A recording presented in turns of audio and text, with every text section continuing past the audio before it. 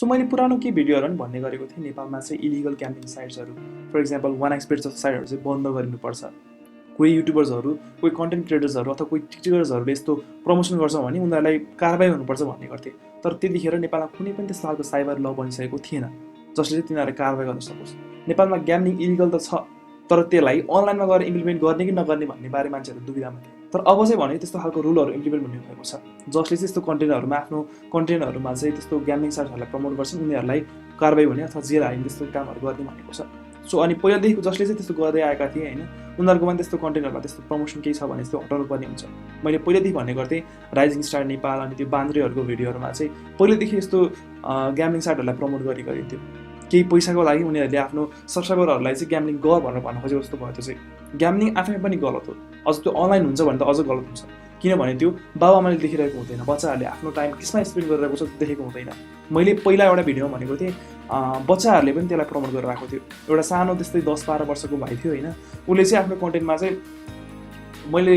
game हेरेर 1000 रुपियाँ कमाएँ तपाईँहरू पनि कमाउनु भनेर भन्छ हो 1xbetबाट हजुरहरूले पनि पैसा कमाउन सक्नुहुन्छ 1xbet भनेको संसारको सबैभन्दा ठुलो बेटिङ कम्पनी हो जसमा तपाईँहरूले स्पोर्ट्स र गेममा बेट गरेर मिलाउनु भयो भने तपाईँहरूले पनि रियल मनी जित्न पाउनुहुनेछ यसै गरी अब मेरो कन्टेन्ट त्यो बच्चाहरूले नहेर्ला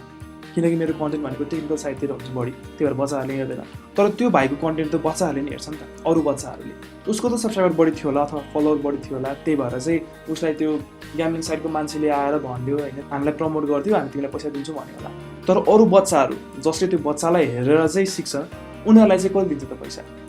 आफ्नो खाजा खर्चबाट अथवा त्यस्तै उबाट जुगाएर त्यसमा पैसा हाल्छन् अनि पछि पैसा निकाल्ने बेला चाहिँ गाह्रो भइदिन्छ इभन मैले पनि ट्राई गरेको थिएँ त्यो साइट चाहिँ त्यसमा मैले सुरुमा 1000 रुपियाँ जति हालेँ अनि बोनस आयो पैसा मजाले तर निकाल्न खोज्दाखेरि के भन्छ त भन्दाखेरि गेम खेलेको हुनुपर्छ अथवा त्यस्तै कन्डिसन राखिन्छ उनीहरूले अथवा यति पैसा पुगेको हुनुपर्छ यतिवटा ग्याम्बलिङ गरिसकेको हुनुपर्छ अथवा बेटिङ गरिसकेको हुनुपर्छ त्यसपछि मात्र पैसा निकाल्न मिल्छ भनिदिन्छ अब हरेकचोटि गेम त जितिँदैन हारिन्छ पनि अब हारिसकेपछि अझै खेल्न मन लाग्छ आफ्नो पैसा गयो नि त अनि अझै खेल्न मन लाग्छ अझै पैसा हालिन्छ तर मैले त्यसो गरिनँ किनकि म लोभी छु सो यदि कोही मान्छेहरू त्यस्तो लोभी छैनन् भने अनि उनीहरूले त पैसा खोजेर ल्याएर पनि हाल्छन् सापट्टि लिएर पनि हाल्छन् अनि उनीहरूको पैसा डुब्दै जान्छ क्या यो चाहिँ ग्याम्बलिङको नेचर नै हो होइन सो अनलाइन ग्याम्बलिङ झन् खतरा हुन्छ क्या अब यसले अरू के नकारात्मक असर ल्याउँछ त बच्चाहरूको पैसा जाने बाहेक भन्दाखेरि चाहिँ ट्याक्सेसन हो अब त्यो साइडबाट जितेको पैसा कसैले ट्याक्स तिर्दैन पक्कै पनि होइन किन भन्दाखेरि हार्ने मान्छेसँग पैसा हुँदैन तिर्नलाई जित्ने मान्छेले तिर्दैन अनि यो बाहिरको साइड भयो क्या अब कमाउनु त अरू बाहिरको साइडको मान्छेहरूले हो यदि हार्यो भने कमाउने भनेको त बाहिरको साइडहरूले हो जसको लागि चाहिँ हाम्रो गभर्मेन्ट जिम्मा हुँदैन यो पनि एउटा नकारात्मक असर पर्न जान्छ हाम्रो गभर्मेन्टलाई पनि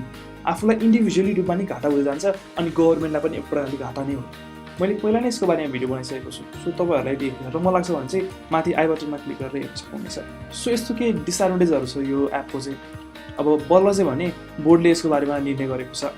बोर्डका अनुसार यस कार्यहरू विज्ञापनको नियमन ऐन 2076 को दफा 5 को उपदफ 1 को खण्ड ख को व्यवस्था विपरीतकारी हुन् यस किसिमको गतिविधिहरू बन्द गर्न त्यस्ता विज्ञापन तथा प्रमोसनल भिडियोहरू डिजिटल प्लेटफर्मबाट हटाउन सूचित गरिन्छ सो अब चाहिँ भने कोही युट्युबरहरूले त्यो गर्न खोज्दै हुनुहुन्छ भने अब बन्द गर्नुहोस् है यदि कसैलाई थाहा छैन भने चाहिँ तपाईँहरू जेल जानुपर्ने सम्भावना हुनसक्छ